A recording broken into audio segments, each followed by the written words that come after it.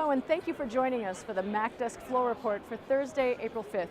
I'm Rebecca Darst from the MacDesk, speaking to you from the floor of the NYSE. We are trading on the eve of a long holiday weekend, and the Dow has just turned positive as a period of relatively comfortable consolidation in the market so far this year has come under pressure these past few days.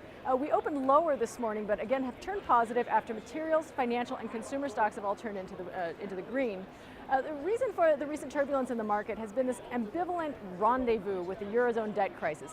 Just when we thought we were seeing disorderly defaults being taken off the table and getting a bit of traction on our decoupling from Europe, sovereign debt fears roared back into the market this week, this time centered on Spain. Markets were already parsing through an unexpectedly hawkish tone to the most recent FOMC minutes ahead of yesterday's open, when an auction of Spanish government bonds showed very weak demand for that country's debt, pressing yields dramatically higher and sending the euro near a one-month low against the dollar.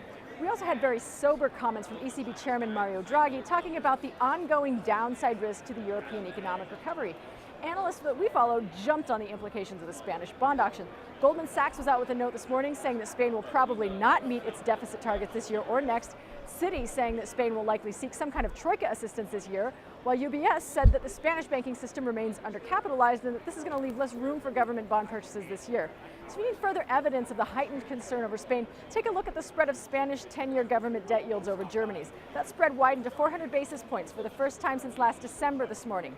We also had a trio of bond auctions out of France this morning, with longer-dated French yields up 7 basis points.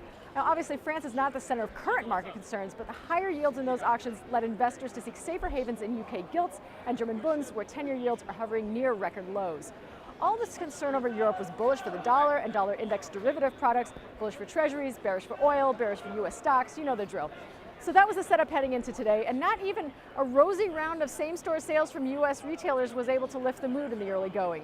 A note on those retail sales: 13 out of 20 companies reporting comp sales this morning beat estimates, and the strength was particularly pronounced in the apparel retailers, where 5 out of 6 companies beat expectations, and in department stores, where 4 out of 6 beat the street estimates. We also had a slight decline in weekly jobless claims, which came in at 357,000 claims last week. That's below the 4-week moving average and yet another 4-year low. But as we mentioned, the main event today is Europe.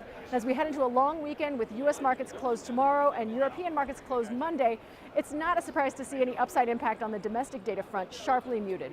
We're up a couple of percentage points in the VIX right now, last printing just over 16. That's still low given the 52-week range. For additional market insights, be sure to check your inbox at 1 p.m. for the midday. We'll be back next week for the latest market action from the trading floor. In the meantime, have a happy Easter and happy Passover. That's it for me, Rebecca Darst, for the MacDesk Floor Report.